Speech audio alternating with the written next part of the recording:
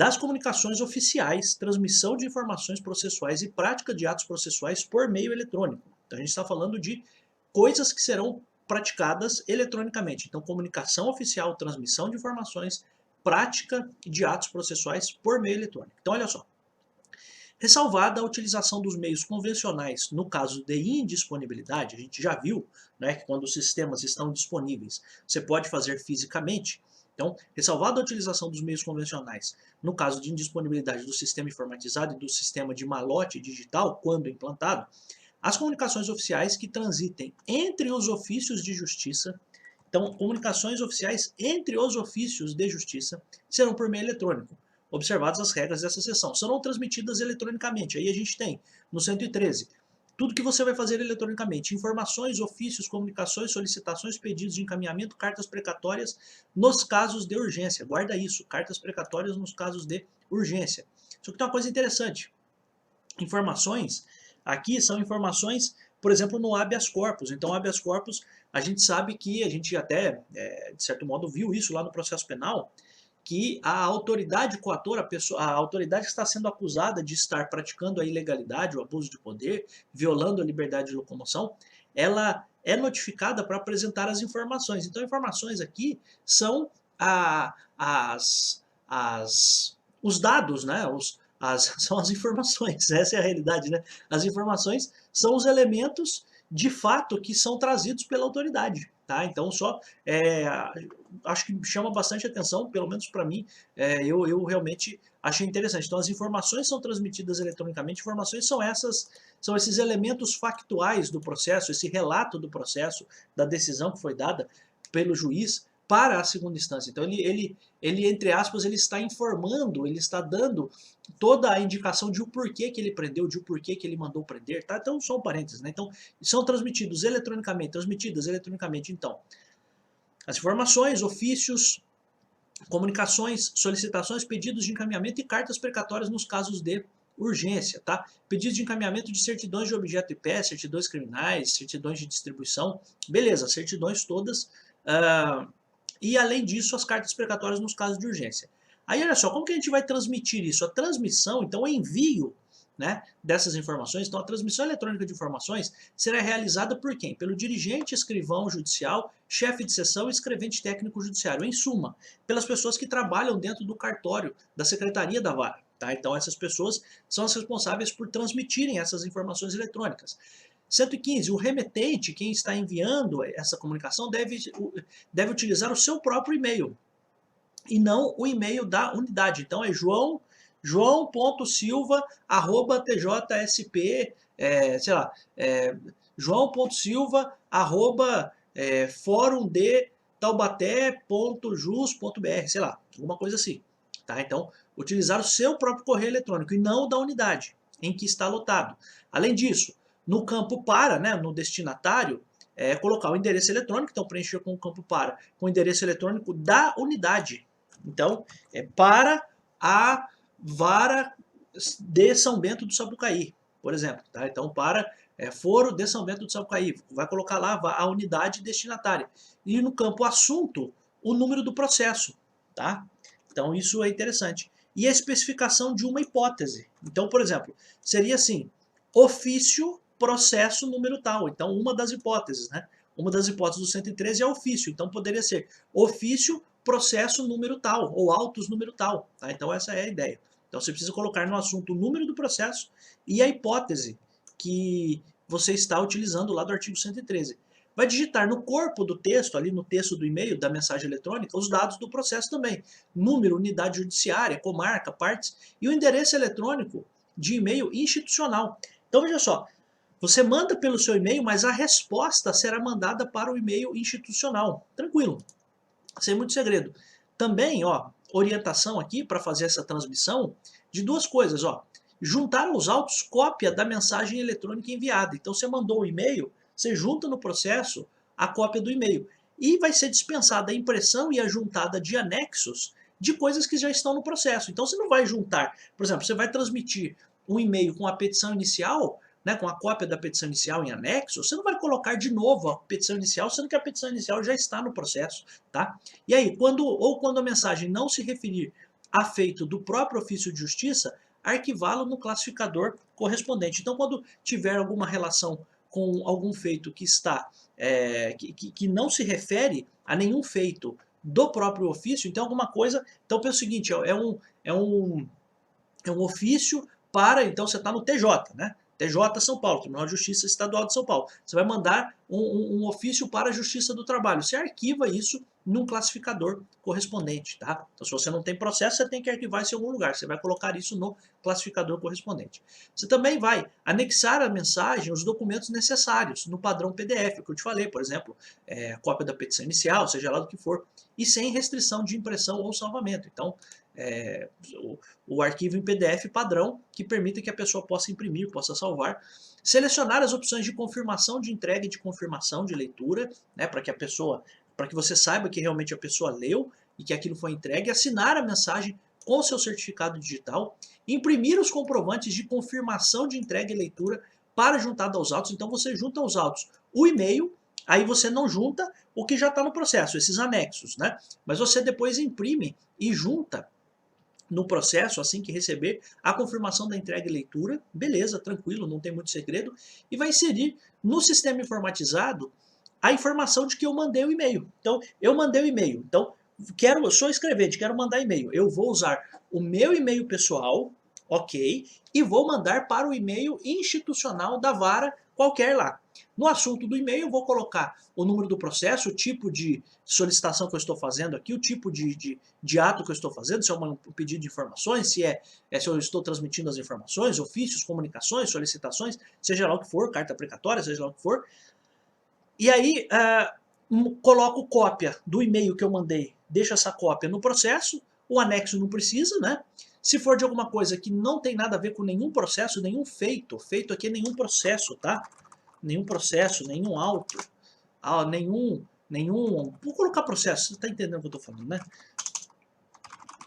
Do próprio ofício, eu arquivo isso. Se não tiver nenhum processo relacionado àquilo, eu arquivo esse e-mail que foi enviado num classificador próprio, mando os documentos em PDF, tranquilo, que permita salvar, imprimir, indico lá a opção de confirmação da leitura, porque eu vou mandar isso e eu tenho um jeito, tenho um mecanismo de eu saber se chegou para o cara, e o cara, quando ele abrir, tem lá como saber que ele abriu, né? Então, também assinar a mensagem com certificado digital, imprimir os comprovantes de entrega e de leitura, juntar no processo isso, e depois eu vou inserir no sistema informatizado o quê? Essa informação, olha, mandei o e-mail, tá? Essa é a ideia. O ofício de justiça que receber, agora imagine que o local em que você trabalha vai receber o e-mail. Então, o que ele vai fazer? Vai expedir eletronicamente as confirmações de entrega e leitura. Então, ó, recebi, estou confirmando que recebi. Vai imprimir a mensagem, bem como os anexos, para juntada nos autos do processo ou para arquivar no classificador próprio, se for o caso, né? Vai inserir no sistema o fato de ter recebido, inserir no sistema o recebimento da mensagem eletrônica, e vai promover a conclusão no prazo legal esta mensagem, este expediente, para as providências que estão a cargo do juiz.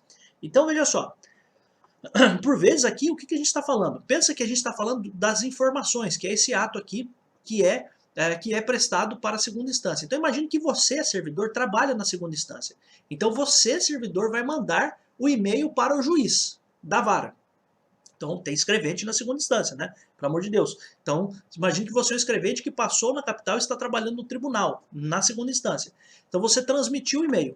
Agora pense o seguinte, a pessoa que vai receber, ela vai receber, vai expedir a informação. Então, o cara que está recebendo na primeira instância expediu a confirmação da entrega, beleza, vai imprimir a mensagem, vai inserir no sistema que ele recebeu o e-mail e vai mandar para o juiz, porque se é informações num habeas corpus, por exemplo, quem tem que fazer o que tem que fazer é o juiz. Então ele vai promover a conclusão. Promover a conclusão é mandar o expediente para a sala do juiz, tá? No prazo legal, quando a mensagem se referir a providências a cargo do juiz. Beleza.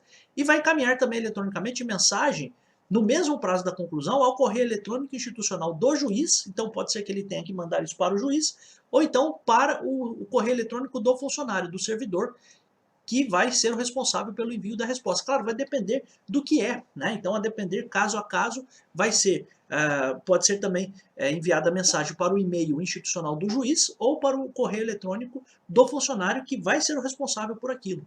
Tá? Então, tranquilo. Resposta aos e-mails deverá ser dada eletronicamente, cabendo ao juiz. Olha que coisa louca, isso aqui chama bastante atenção, porque cabe ao juiz, a quem houver sido encaminhada a mensagem ou o funcionário, preencher no campo para o endereço do correio eletrônico, da unidade cartorária do remetente. Então veja só, é um negócio estranho, mas a própria norma da corregedoria diz que cabe ao juiz preencher, ou então cabe ao funcionário encarregado pela resposta preencher lá no campo para destinatário o endereço de correio eletrônico do remetente. Então, olha que louco. Então, você pensa o seguinte, você pode ter uma questão no concurso dizendo o seguinte, olha, o juiz tem... Você pensa o seguinte, pô, o juiz, né? O cara passou no concurso lá para juiz, um concurso difícil, o cara ganha um valor alto lá e tal. Será que o juiz, ele pode ser o responsável por preencher o e-mail? Sim, segundo as normas da corregedoria, sim, tá? Se for uma atribuição dele, se for alguma coisa que ele tenha que responder, né? Neste caso, ele vai preencher lá o e-mail, olha que louco, né? Então essa é a ideia. Então quem preenche? O juiz ou o funcionário, tá? A depender do caso. Na ausência de expedição, aqui é aquela coisa, né? A gente tem aqui em cima a ideia de que você vai ter a opção de como que a pessoa que recebeu o e-mail vai confirmar. Beleza. Aí a pessoa, você pode se perguntar o seguinte, porque o aluno tem sempre as perguntas que são importantes, né? Não existe pergunta idiota, né? Eu, por vezes, não respondo perguntas nos comentários, né, dos vídeos, porque a pergunta, por vezes, está no fato de você ter que reassistir o vídeo, né? E aí eu não posso ficar respondendo as perguntas, sendo que já foi falado, né? Você precisaria só ter se atentado para isso. Mas algumas perguntas podem existir, e às vezes as perguntas estão dentro do próprio texto. Ó. Então, e se não tiver a confirmação da entrega ou de leitura? Ó, na ausência de expedição de confirmação de entrega de leitura pelo destinatário da mensagem, presumir-se-ão recebidas e lidas as mensagens no primeiro dia útil seguinte ao envio. Olha que coisa louca. Então, mandei a mensagem hoje, né? E ninguém lá do outro lugar, da outra vara lá, me confirmou que recebeu, não confirmou que leu, não teve nada, não teve nenhuma confirmação. A partir de quando eu presumo que esse cara recebeu? A partir do primeiro dia útil seguinte. Então, a partir de amanhã, se amanhã for dia útil, eu presumo que ele recebeu no dia de amanhã, tá? Tratando-se de medidas urgentes, ó, se liga nisso, tá? Se forem medidas urgentes, se frustrada a entrega, então se não foi possível chegar o e-mail para a pessoa, lá para o cartório, ou se não foram confirmados o recebimento até o dia seguinte à transmissão, então se não foi... Então imagina que a gente está falando de um alvará de soltura, a gente está falando de uma prisão, a gente está falando de uma interdição de uma pessoa, uma coisa muito urgente, né? Tratando-se de medidas urgentes, você pode mandar, então você mandou e-mail, mas o cara não confirmou, o que você vai ter que fazer? Então, se não foi feita a confirmação do recebimento da leitura, até o dia seguinte à transmissão, o remetente, então quem enviou o e-mail, entrará em contato telefônico com o destinatário e, se o caso, reenviará a mensagem. Olha, escuta aqui, eu mandei aí para você um e-mail, você recebeu? Ah, não recebi não. Tá faltando coisa aqui, não recebi não, então vou reenviar. Ou então, se for o caso, né, você só liga e fala, ó, o seguinte, ó, tô te ligando porque tem um negócio urgente aí e você precisa me responder. Aí você precisa cumprir o que está solicitado aí no pedido urgente, porque é uma medida urgente, tá? E aí de tudo lavrando-se certidão nos autos. Então o escrevente vai dizer o seguinte, olha, certifico e dou fé de que, em razão da urgência, entrei em contato telefônico com a vara tal, fui atendido pelo servidor tal, indicando que existe uma medida urgente a ser cumprida, etc e tal. Então faz uma certidão disso, tá?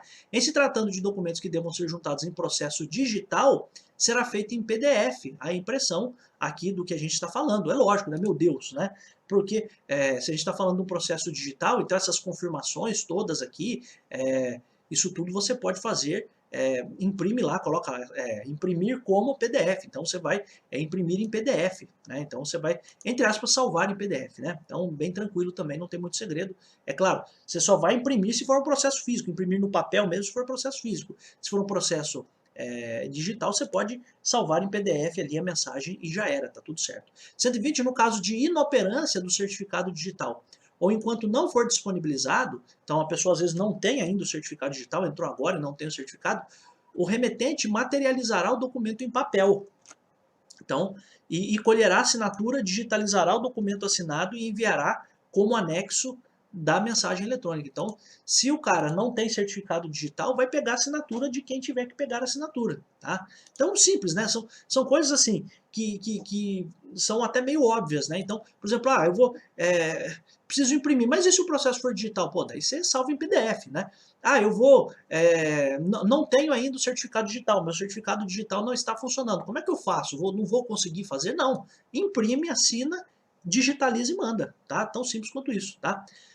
Cumpridas as providências aqui do 115, 16 e 17, 115, 116 e 117, as mensagens e seus anexos serão deletados.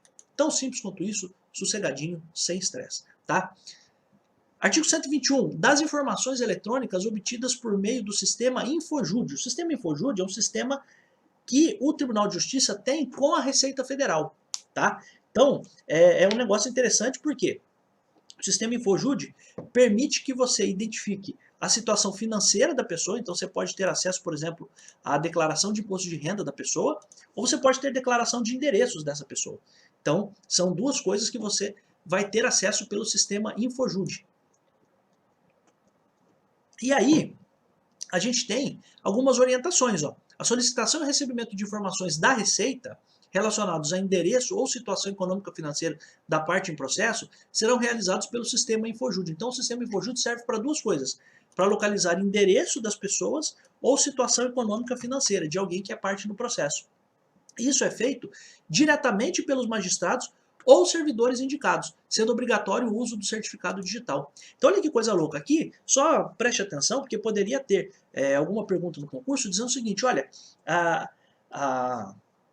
o acesso a questões de sigilo financeiro econômico, só pode ter acesso a isso o juiz. Mentira, porque a própria norma da corregedoria diz que quem pode ter acesso disso? Os magistrados, os juízes e os servidores que são indicados, tá? Então essa é a ideia. Então esse é o 121A. 121B diz assim, as informações relacionadas à situação econômico-financeira, então a gente está falando de uma informação específica, situação econômico-financeira, serão juntadas aos autos, passando a tramitar sob segredo de justiça. Então, por que a gente está falando isso? A gente viu já no vídeo passado a ideia de quando é que, porventura, o processo passa a ter o segredo de justiça. Porque tem alguns processos em que automaticamente ele já está em segredo de justiça. E existem outros, se existe um pedido do advogado, por exemplo, isso deve ser remetido imediatamente para o juiz apreciar. Mas existem outras circunstâncias em que o processo passa automaticamente a ter o segredo de justiça. Quando? Quando você fez uma pesquisa nesse sistema InfoJude, lá da Receita Federal. Onde é que faz isso, professor? Por exemplo, quando você quer saber, imagine que tem um cara devendo e você está naquela fase de fazer a pessoa pagar, que a gente chama de cumprimento de sentença, e aí você começa a buscar informações do imposto de renda da pessoa, você começa a verificar, porque o cara no imposto de renda, ele vai ter que declarar, por exemplo, que ele tem ações, o cara tem ações da Vale do Rio Doce, ações da Petrobras, tem uma poupança, tem alguma coisa, você poderia buscar essas informações na declaração de imposto de renda. Então, qual é a ideia?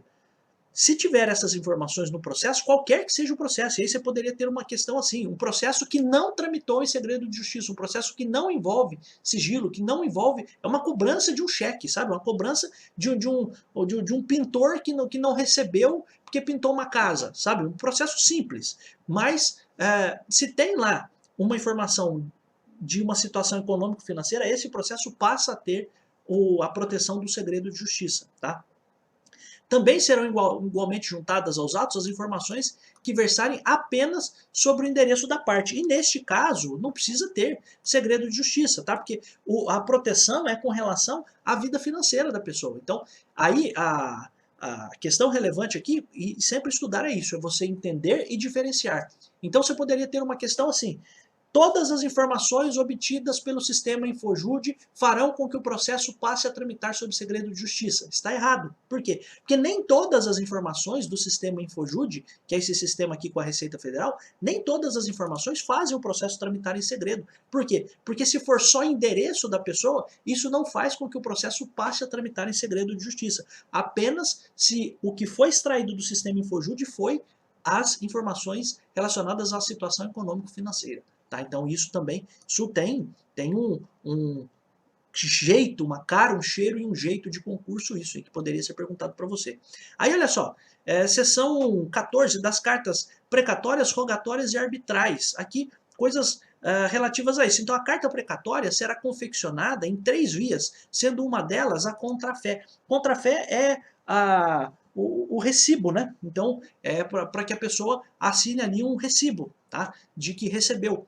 Aí olha só, pagamento da taxa judiciária para cumprir a precatória, devida em razão do cumprimento da precatória, deverá ser demonstrado até o momento da distribuição. Distribuição do quê? Da carta precatória, vou até colocar aqui, carta precatória, no juízo deprecado, mediante a juntada da primeira via original do respectivo comprovante de recolhimento. Então, só para você entender, né? Não imagino que poderia ter uma pergunta disso aqui, mas vai que cai, né? Ah, professor, você falou que não ia cair, caiu, e agora? Né? Não, peraí. Por favor, né? Estou dizendo que não vejo como um interesse de uma pergunta, mas preciso te explicar, né? Então, olha só.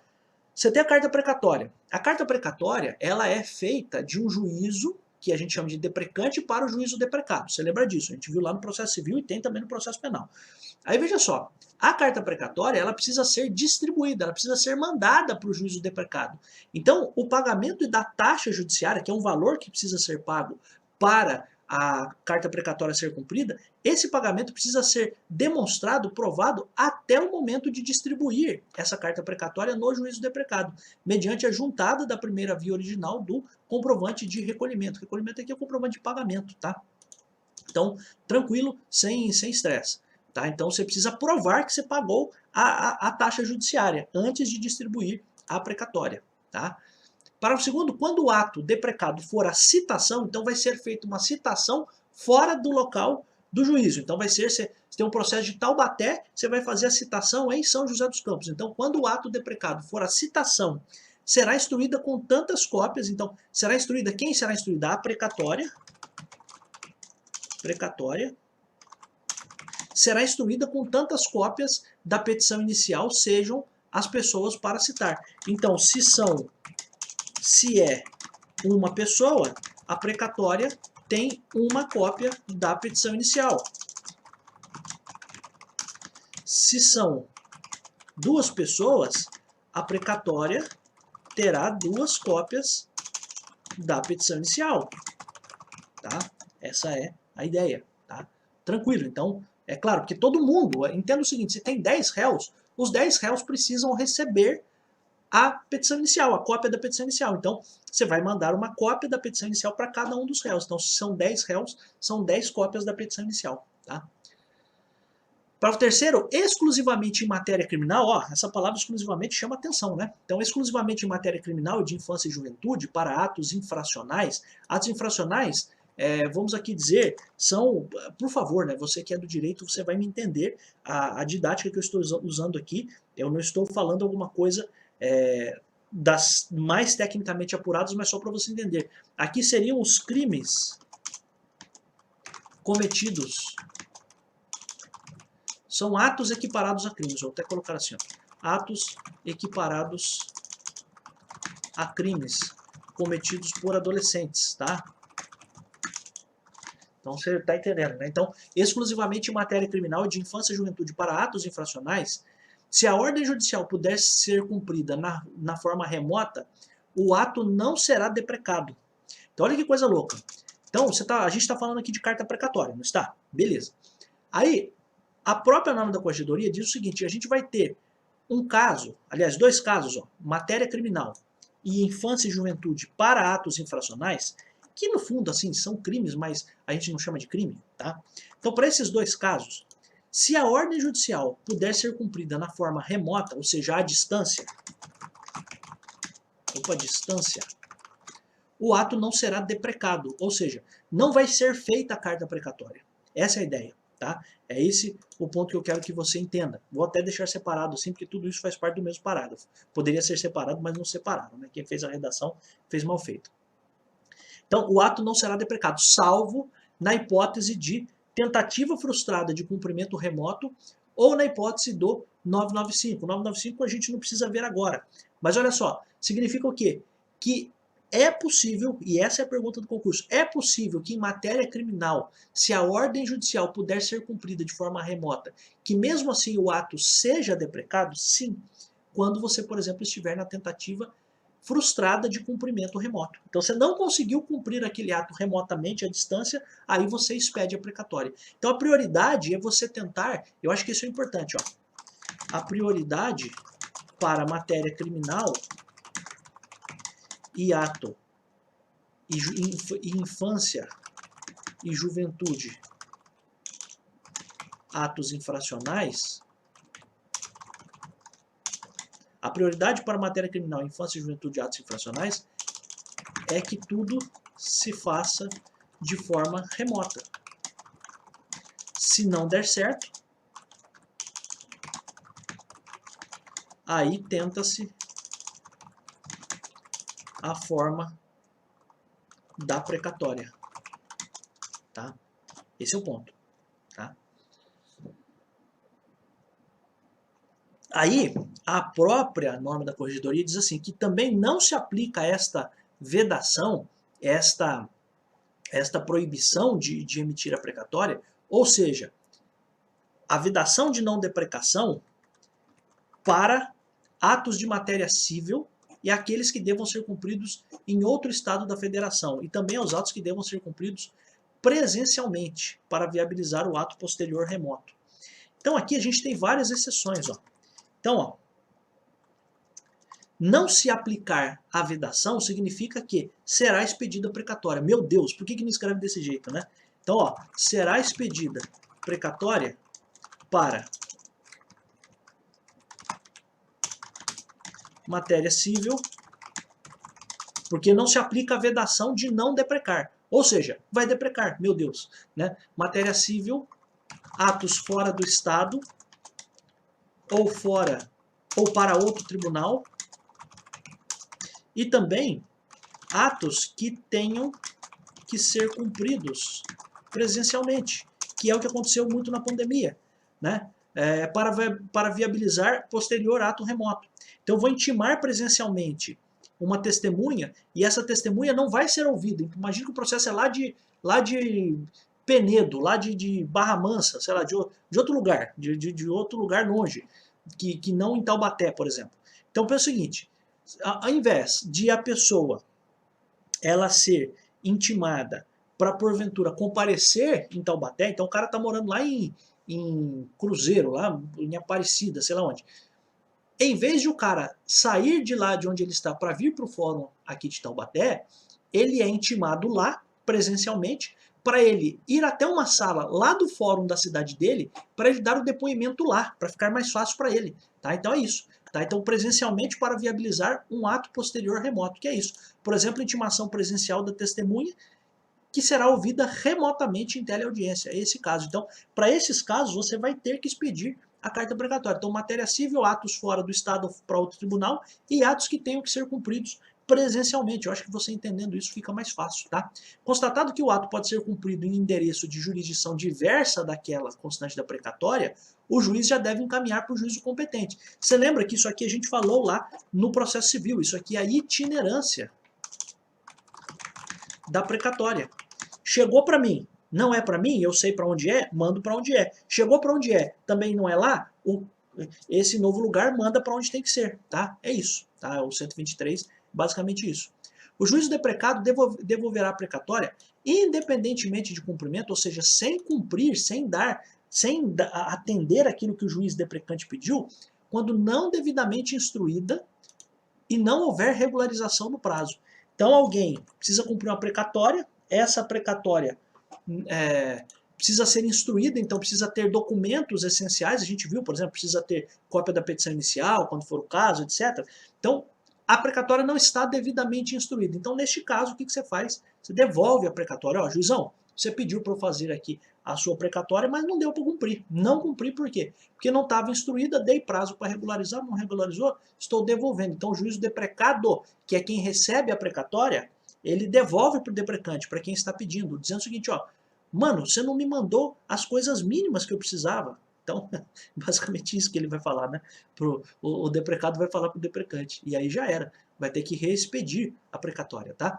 As cartas precatórias não serão autuadas servindo os encartes remetidos pelo juiz do deprecante como face das mesmas. Então é o seguinte, quando chega uma carta precatória, hoje em dia no processo digital você talvez, quando entrar, talvez nem veja mais cartas precatórias. Antigamente a carta precatória era uma pastinha assim, sem aquela capa. Então era um papel solto, assim, era um negócio estranho. E é isso que está dizendo aqui, ó, as cartas precatórias não serão autuadas. Então não vai botar aquela pastinha de papelão ali e tal. Então elas não serão autuadas, servindo os encartes remetidos pelo juízo deprecante. Então aquele kit ali com a carta precatória, com as petições, aquilo vai servir como face das mesmas, então aquilo vai ser o suficiente, sobre as quais o ofício de justiça deprecado afixará uma etiqueta adesiva remetida pelo ofício distribuidor, que servirá de identificação das partes da natureza do feito, cuidando também de anotar no alto à direita o número do processo. Então, cara, uma escumalha, é um negócio horroroso. Né? Quem já trabalhou, eu já fui estagiário do MP lá em 2003, 2004, a gente pegava essas precatórias, era um horror, era um negócio desmontando, assim, o cara podia pegar aquilo ali e levar pro açougue e embrulhar carne com aquilo, sabe, porque não servia para mais nada, sabe, hoje em dia o açougue nem, talvez, jovem, você não seja da época em que se embrulhava carne do açougue no jornal, né? Acho que você não é dessa época, ainda bem, graças a Deus, né? Mas não serve para nada, não servia para nada aquilo, mas é isso, tá? Então não vai ser autuado, então não vai ter aquela capinha de papelão, então não vai ser autuado, você vai botar ali uma etiqueta adesiva ali na frente e vai anotar o número do processo ali à direita, tal, é o suficiente, tá? Foi feito para ser uma merda mesmo. Desculpa falar isso, mas me perdoem a expressão, mas é porque é horrível, tá? Mas tudo bem, vamos prosseguir. Então, é isso, 125 é isso. Então não serão autuadas e vai botar ali uma etiquetinha na frente, o kit que o juiz deprecante mandou já serve, tá tudo bem. Tá? As cartas precatórias, quando possível, servirão como mandado. Tá? Então também bem tranquilo aqui, as cartas precatórias servirão como mandado. Então você vai entregar já direto a precatória. Não atendidos os pedidos de informações sobre o cumprimento do ato, cumprirá o ofício de justiça do juiz deprecante reiterar a solicitação. Então, pelo seguinte, você trabalha na vara de Taubaté e foi mandado uma precatória para Campinas, e Campinas não cumpriu, você vai reiterar, tá? E estabelecer contato telefônico com o escrivão do juiz deprecado, de tudo certificando nos autos. Então, sempre que você fizer lá uma ligação, você vai certificar nos autos. Ó, entrei em contato porque a precatória não foi cumprida, né? Em caso de inércia, então, inércia de quem? Inércia da serventia, né? Os autos serão conclusos ao juiz do feito, porque aí o juizão é que vai mandar uma solicitação para o juiz do deprecante. Então, por enquanto, porque veja só, a precatória é o juiz de um lugar pedindo para o juiz do outro lugar. Aí, para os dois não ficarem tratando esse negócio, vocês, escreventes, vão tratar entre si. Ó, escuta aí, você já recebeu aí, já cumpriu, vai cumprir, não vai cumprir, vocês vão dar andamento, não vão, tal. Se mesmo assim não for atendido, aí você, como servidor, vai mandar esse processo, esse expediente para o juiz. Ó, juizão, tentei lá, não deu certo, os caras não me respondem, e aí o juiz vai fazer lá, vai mandar uma nova solicitação, sei lá o que ele vai fazer. Ele vai reiterar o pedido, enfim, tá? É permitida a retirada da carta cumprida junto ao juízo deprecado para entrega ao juízo deprecante, desde que nele conste o nome do advogado da parte que tiver interesse do cumprimento do ato com o número do AB. Então veja só, imagina o seguinte, a carta precatória de Taubaté foi para Campinas. Aí esse processo, este expediente da precatória vai ter que voltar para Taubaté. Às vezes o advogado já está lá em Campinas. Então o que o advogado fala para o juiz? Juizão, ó, não precisa nem mandar para Taubaté, que até chegar em Taubaté vai demorar. Eu, como advogado, me responsabilizo por levar para Taubaté. É isso, ó, permitida a retirada da carta cumprida junto ao juízo deprecado para entrega ao juízo deprecante, desde que nela conste o nome do advogado da parte que tiver interesse no cumprimento do ato, com o número do AB, tá? Então o advogado pode servir aí como um facilitador, tá? Ao retornar cumprida a precatória, o escrivão judicial juntará aos autos principais apenas as peças essenciais, né? Imprescindíveis à compreensão das diligências realizadas no juízo deprecado. Tá? Então, foi feito o depoimento, pega lá a fita do depoimento, o CD, a gravação, a ata em que foi feita essa gravação, é o suficiente, tá? Especialmente as certidões de lavra dos atos dos oficiais de justiça e os termos em que foi deprecado, salvo determinação em sentido contrário. Então é isso, tá? Então, as certidões que foram feitas pelo oficial de justiça, então certifique do OFED que citei para a precatória, para comparecer, para ser ouvido, tá? Então, Esse é o ponto. Então, apenas as peças essenciais, tá?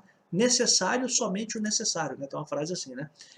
130, havendo urgência, transmitir-se-á carta precatória por fax, telegrama, telefone, radiograma ou e-mail. Então, se houver urgência, então você precisa ter a prova da urgência, você pode transmitir a precatória por fax, telegrama, telefone, radiograma ou e-mail, observando as cautelas previstas ali, tanto no CPC quanto no Código de Processo Penal. Mas você pode fazer isso, tá? A via original da carta não será encaminhada ao juízo deprecado, será encartada aos autos, juntamente com a certidão de sua transmissão. Então veja só, você está mandando já a precatória por fax, por e-mail, seja lá o que for, você não precisa mandar depois o original em papel pro cara. Você só faz uma certidão dizendo o seguinte, ó, mandei lá, era um negócio urgente, mandei a precatória por fax, mandei, certifique do OFED que mandei a precatória por telegrama. E aí eu faço uma certidão de que eu transmiti, tá? Então logo ocorra o pedido de confirmação do seu teor por parte do juízo destinatário. Então manda a precatória, ó, estou mandando aí para você por e-mail, por telefone, seja lá o que for, anota aí o que você tem que saber aí para acontecer, beleza, e já faço uma certidão depois que eu liguei lá. Então, então logo ocorra o pedido de confirmação do seu teor. Então, você manda, né? Ó, mandei o e-mail, mandei o fax, mandei o telegrama. Confirma lá, escuta aqui, você recebeu aí? Ah, recebi. Então já faço uma certidão tão logo esse pedido foi confirmado, tá?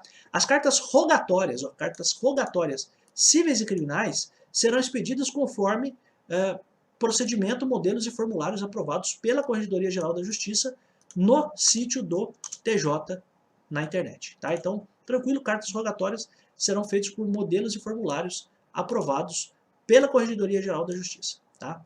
Das intimações. Então, a intimação dos atos e termos do processo ou expediente administrativo se fará sempre que possível por meio eletrônico. Então, sempre que for possível por meio eletrônico e mediante publicação no Diário de Justiça. Então, sempre que possível, por meio eletrônico,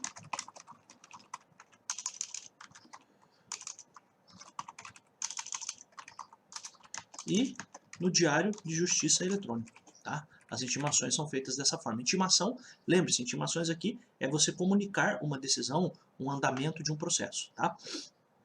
É proibido, é vedado ao servidor dos ofícios de justiça prestar informações por telefone aos advogados, aos membros do MP, às partes e ao público em geral acerca dos atos e termos do processo. Então aqui, um negócio interessante que durante a pandemia a gente teve uma relativa flexibilização relacionada a isso, né?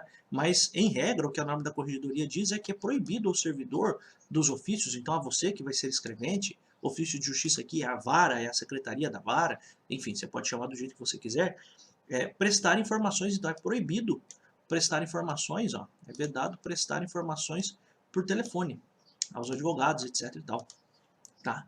Então essa é a ideia. Por isso que eu até já falei para vocês que por vezes os advogados costumavam ligar, né, nas varas, etc.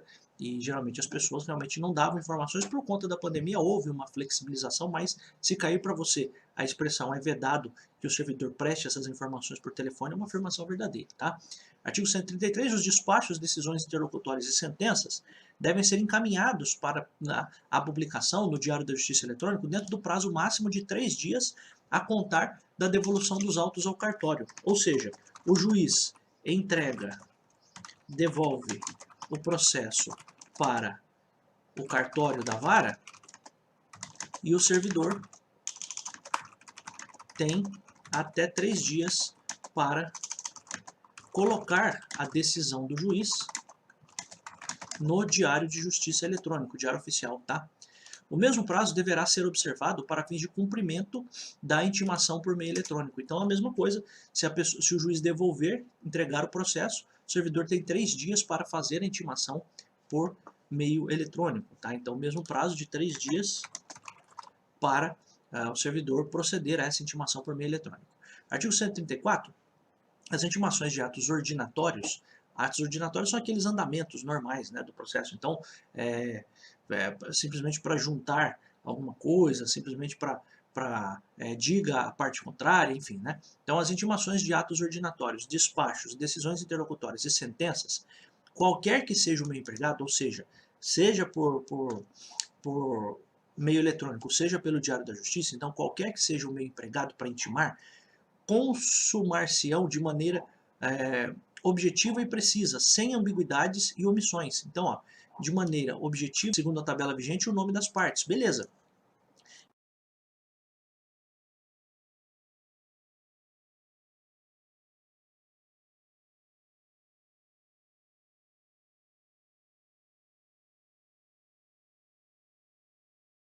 É claro, coisa óbvia, né? Tudo que você vai fazer, você precisa identificar o número do processo, o nome das partes e tal. Aí, olha só. Resumo ou transcrição daquilo que deva ser dado conhecimento, suficientes para o entendimento do respectivo conteúdo. Então, você vai fazer ali, como servidor, você vai ter ali um resumo. Então, resumo é realmente resumir, ou transcrição é cópia, né? Daquilo que deva ser dado conhecimento. Então, por exemplo, vou dar um exemplo aqui para você, de uma intimação. Manifeste-se a parte autora acerca dos documentos trazidos pela defesa. Então, é uma intimação. Então, isso vai estar no diário oficial, ou vai ser feito eletronicamente. Então, um resumo ou uma transcrição, tá? Ou então, poderia estar assim, teor do ato. A parte deve se manifestar sobre a contestação, que é a mesma coisa, tá? Então, poderia estar de uma ou de outra forma. Então, isso aqui é a transcrição, é a cópia exata do que foi dito pelo juiz. Isso aqui, teor do ato, é o resumo que o próprio servidor faz sobre aquela decisão, tá? O que precisa ser suficiente para o entendimento? Então, o advogado precisa ler aquilo, ele precisa entender do que se trata, tá? Para ele não ter que ir ao fórum para dizer o seguinte, olha, recebi uma intimação, mas não sei do que é, tá? Então, como vai ter o número do processo, vai ter o nome das partes e vai ter a decisão toda, o advogado consegue, desculpe, o advogado consegue já tomar todas as medidas sem precisar ir até o fórum para ver esse processo, tá? Então, essa é a ideia. Também precisa conter o nome dos advogados das partes com o número das respectivas inscrições na OAB, tá? Então, também é interessante que em todas as intimações a gente tenha isso. Número do processo, nome das partes, objeto, tal, resumo ou transcrição do que realmente vai ser intimado ali, daquilo que deva ser dado conhecimento, e também o nome dos advogados com inscrição na OAB. Aí a gente tem, ó, na indicação de o que precisa ter na publicação, na intimação pela imprensa. Ó. Quando se tratar, quando qualquer das partes estiver representada nos autos por mais de um advogado, então pensa que uma pessoa tem mais de um advogado no processo, o ofício de justiça fará constar o nome de qualquer subscritor da petição inicial, da contestação ou da primeira intervenção. Então vai colocar o nome ali de qualquer pessoa que assinou a petição inicial ou a contestação ou a primeira manifestação no processo, com a respectiva inscrição no AB. Então a regra, a primeira coisa, ó, será intimado qualquer dos advogados que assinou uma petição no processo, tá? Então essa seria a primeira regra. Aí tem aqui uma outra indicação, a não ser que a parte indique outro, ou no máximo dois nomes, ou indique o nome da sociedade de advogados a qual pertença, que o seu advogado pertence. Então é claro, se for o caso, existem escritórios grandes que fazem o seguinte, olha, a gente tem 20 advogados aqui, mas eu quero que saia a intimação somente no nome do advogado tal. Aí tudo bem, aí precisa sair realmente só no nome daquele advogado.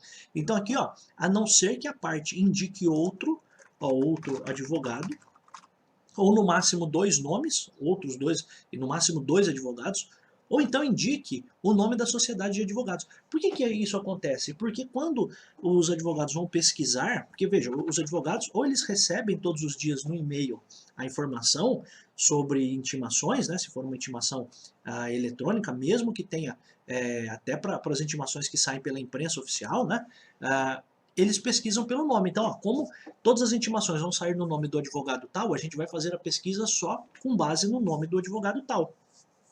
Pensa que é uma sociedade de advogados. Então a gente vai, fulano de tal e fulano de tal, escritório de advocacia. Então eles só vão fazer a pesquisa com base no nome do escritório, no nome da sociedade. Do escritório não, né, mas da sociedade. Então é por isso. Então a regra, se você não tiver claro ali indicado quem vão ser os advogados que vão receber as intimações, ou se as intimações vão sair em nome da sociedade de advogados, pode ser feita a intimação de qualquer um que intimou, que se manifestou no processo, qualquer um que fez a primeira petição ali no processo, tá? Então a regra é, se tem mais de um advogado, intima qualquer um deles, a não ser que a própria parte indique o advogado em nome de quem vai sair as intimações, ou um ou dois advogados, no máximo dois nomes, né, dois advogados, ou então que a parte indique ali que a intimação tem que sair sempre em nome da sociedade de advogados. Tá? Isso existe para que os advogados possam ter esse controle melhor, né? Exatamente por isso, porque os advogados fazem, por vezes, a pesquisa com base no nome. Né? Então, por isso que, às vezes, ter um nome apenas, mesmo que o escritório tenha 20, 30 advogados, às vezes saindo tudo no nome de uma só pessoa acaba sendo melhor. Tá? As decisões interlocutórias e sentenças serão publicadas somente na sua parte dispositiva. Você lembra que é dispositivo, né? Você lembra que a gente tem relatório, fundamentação e dispositivo da sentença, por exemplo. Né? A sentença tem 3 partes. A parte dispositiva é a parte final, tá?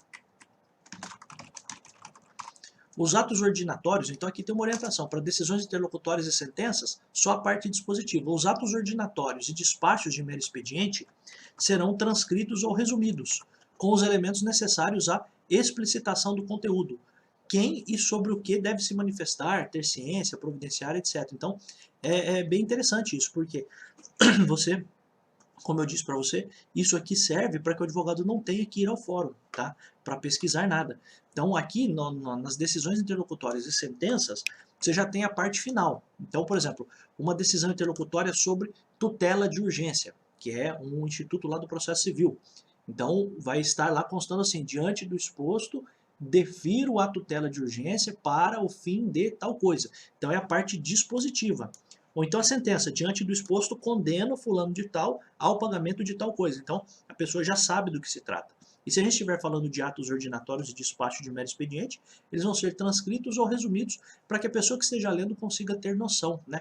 Para que existam ali os elementos necessários à explicitação do conteúdo da ordem. Quem e sobre o que deve se manifestar. Quem? Então, manifeste-se o autor, quem, né? Sobre o teor de tal coisa. Tá? Então essa é a ideia, como até já disse no artigo passado.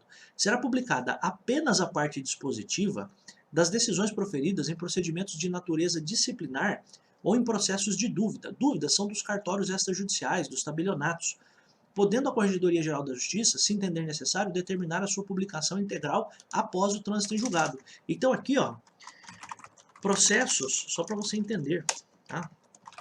Processos disciplinares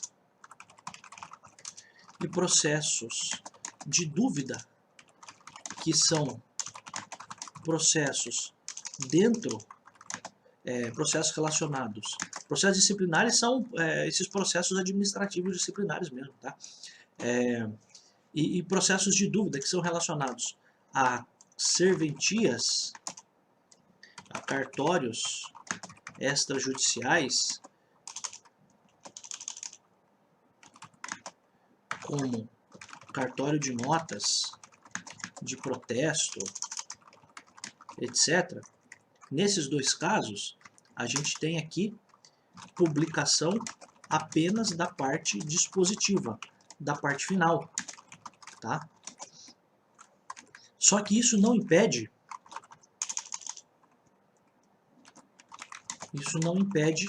a publicação integral da decisão depois do trânsito em julgado, a critério do Corregedor Geral da Justiça, tá? Então é só escrevendo aqui o parágrafo de outro jeito, tá? Porque poderia ser perguntado para você o que publica tudo, o que não publica nada, né? Então, decisão interlocutória, sentença, decisões de processos disciplinares e processos de dúvida, todos eles você publica a parte dispositiva, tá? Então, isso é o ponto importante. Tá? E daí, de atos ordinatórios e despachos de mero expediente, eles devem ser transcritos ou resumidos. Eu, se tivesse que guardar, guardaria que tudo você publica a parte dispositiva. E apenas atos ordinatórios e despachos é que eu preciso transcrever ou resumir. Eu acho que fica mais fácil. Tá? A publicação omissa Então, a publicação que não tem os requisitos do 134 e 135 e que cause efetivo prejuízo a qualquer das partes, será considerada nula. Então, não fez a publicação, não fez a intimação do jeito certo, não vale. Aí vai ter que ser devolvido o prazo para o advogado se manifestar. Ele vai dizer para o juiz, juizão, ó, não consegui me manifestar corretamente, tive um problema aqui, não consegui entender o que era, precisa ser feita de novo. Tá? Essa é a ideia. Então, se houve alguma omissão nos requisitos aqui que a gente colocou e isso trouxe prejuízo para qualquer das partes, essa intimação, essa publicação vai ser considerada nula. Tá? Artigo 137, quando ocorrer erro ou omissão de elemento indispensável na publicação, independentemente de despacho ou reclamação da parte, proceder-se-á imediatamente à retificação e nova publicação, encartando-se aos autos cópia do ato incorretamente publicado. Então, se o servidor percebeu que ficou faltando algum elemento na publicação, que elemento? Por exemplo, o nome do advogado, o número do processo, etc. Ele mesmo já retifica e faz nova publicação. Tá? Isso tudo você faz eletronicamente hoje. Você vai colocar lá no sistema e já vai colocar para ser enviado para a imprensa oficial, para o diário oficial. Tá? E aí a cópia da intimação, colocar a cópia da publicação incorreta também deve constar nos autos. Tá? Então, bem tranquilo também. Artigo 138. Da publicação no Diário de Justiça Eletrônico a respeito de processos sujeitos ao segredo de justiça, constarão as iniciais das partes. Tá?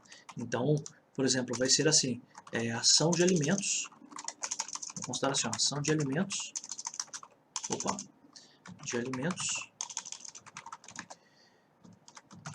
fulano de tal, contra, então DSA contra fulano de tal, por exemplo, tá? Então essa é a ideia. Então, se é segredo de justiça, iniciais das partes. 139, os escrivães judiciais farão publicar no Diário de Justiça, juntamente com as respectivas intimações, o valor da taxa judiciária que deva ser recolhida pelas partes, bem como o valor das importâncias que objeto de cálculo devam ser depositadas em quaisquer processos. Então, junto com as intimações, constarão também que a parte precisará recolher o valor da taxa judiciária ou depositar certos valores. E os próprios valores já estarão na intimação. Então, a título de exemplo para você, deverá a parte depositar, recolher, vou colocar assim, ó, recolher R$40, R$41 a título de custas processuais. Exemplo, tá? Então, isso vai constar também na intimação, tá? Isso é o 139. Então, deve constar o valor da taxa judiciária e importâncias que devam ser depositadas. Vou até colocar aqui para não de taxa judiciária, fica mais fácil só para a gente não ter nenhuma confusão aqui, tá? Então, essa é a ideia do 139. Parágrafo único, todas as intimações publicadas para que as partes se manifestem sobre cálculos e contas deverão conter os respectivos valores. Em resumo, limitando-se a publicação ao que baste para a perfeita ciência das partes sobre o objeto do cálculo ou da conta. Então seria assim, ó, sobre o cálculo do perito no valor final de R$1.000, manifeste-se a parte autora, tá? Então, ó, então isso aqui seria a indicação. Então, sobre o cálculo do perito no valor final de R$1.000, manifeste-se a autora. Tá? Então você tem lá o respectivo valor quando a intimação for para que a pessoa se manifeste sobre o cálculo. Tá? Publicação de atos ordinatórios, despachos, decisões interlocutórias e sentenças no Diário de Justiça Eletrônica será documentado pelo encarte aos autos da respectiva certidão gerada automaticamente pelo sistema uniformizado, informatizado oficial ou, na impossibilidade dessa expedição de certidão, pela certidão aposta na mesma folha ao pé, ou se não houver espaço, no verso. Ao pé é na parte de baixo, né? Ou se não houver espaço, no verso da folha em que é lançado o ato publicado. Então, é aquela coisa, é necessário provar, é necessário que o servidor do cartório, do ofício judicial, prove que cumpriu a determinação do juiz e efetivou a intimação, a publicação, vou até colocar, ó. E para isso, ele pode juntar a certidão gerada pelo sistema que prova que ele mandou a decisão para a imprensa oficial, ou mesmo por meios mecânicos, manuais, que são essas aqui, você escrever, colocar embaixo, ó, certifico e dou fé de que enviei para o Diário Oficial, ou coloca na parte de trás, decisão publicada no Diário Oficial no dia tal. É tão simples quanto isso, tá? Então ele precisa provar que ele fez isso preferencialmente aqui, ó, pela certidão que é gerada pelo próprio sistema. As publicações feitas no Diário da Justiça Eletrônica comprovam-se mediante certidão, independentemente da juntada de exemplares impresso. Tá? Então, se você vai fazer a publicação no Diário da Justiça, simplesmente você faz uma certidão, certifico e dou fé de que mandei para o Diário de Justiça Eletrônico. Tá? Aí, nas intimações por edital, então a gente está falando agora do edital. Extraído do edital, conferido e assinado, serão autenticadas as respectivas folhas com a chancela do ofício de justiça, com o carimbo do ofício de justiça, devendo o escrivão rubricar cada uma delas, cada uma das folhas do edital. As publicações de edital feitas no Diário de Justiça Eletrônico, na internet, né, na rede mundial de computadores, no sítio do respectivo tribunal ou na plataforma de editais do Conselho Nacional de Justiça, comprovam-se mediante certidão, independentemente de juntada do exemplar. Então, a mesma coisa, mandei pela internet, mandou pela internet, basta a certidão. Tá? Agora, olha só, publicação de edital em jornal de ampla circulação será providenciada pela parte ou por agência de publicidade de sua escolha e comprovada nos autos mediante exemplar original. Então, quando a intimação tiver que ser feita pelo jornal de ampla circulação, o que é jornal de ampla circulação? Que circula bastante, poderia ser um jornal regional aí da sua cidade, mas poderia ser Folha de São Paulo, Estadão, ou Globo, seja lá o que for. Então, quando a intimação tiver, quando o edital, vou colocar, tiver que ser publicado pelo jornal de ampla circulação, é necessário juntar no processo exemplar original do jornal. Olha que louco. Estranho, né? Mas é o que diz a norma. A entrega da minuta para fins de publicação, sempre mediante recibo, poderá ser feita a estagiário ou advogado com procuração nos autos. Então, é possível entregar a minuta do edital. Minuta seria o rascunho, né? Vamos assim dizer, do edital. Não vou ter que colocar rascunho, vou colocar o teor do que será publicado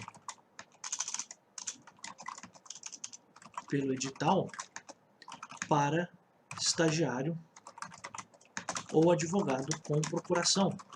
Por quê? Porque às vezes o advogado já quer juntar nos seus próprios documentos uma cópia. Então ele tem lá no escritório dele um conjunto de documentos daquele processo.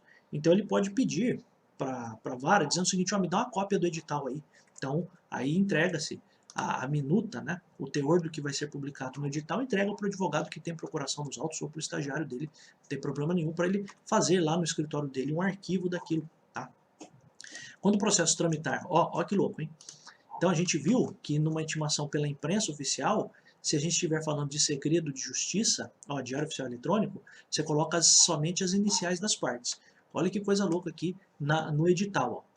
Quando o processo tramitar sob segredo de justiça, os editais de citação deverão conter o nome completo do réu e apenas o conteúdo indispensável à finalidade do ato, sem especificações da petição inicial, abreviando-se os nomes das demais partes envolvidas, a fim de resguardar o segredo de justiça. Então, no edital, na citação por edital, consta o nome completo do réu e a abreviação das outras partes.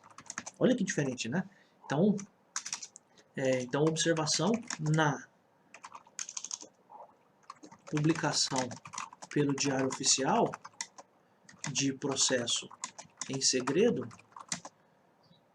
basta as iniciais das partes. No edital, o nome do réu deve ser colocado por completo. E o restante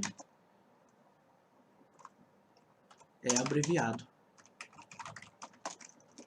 Então, às vezes você poderia ter uma pergunta dessa na sua prova, né? Quando que abrevia tudo, quando que não abrevia nada, tá? E aqui caberá aos escrivães judiciais velar, né, ter cuidado pelo adequado cumprimento das normas atinentes relacionadas às publicações ou às intimações por carta, conferindo diariamente seu teor, sem prejuízo da fiscalização ordinária dos juízes corregedores permanentes. Então, o servidor deve estar sempre fiscalizando o que ele vai fazer e ele pode ser fiscalizado pelo juiz corregedor permanente.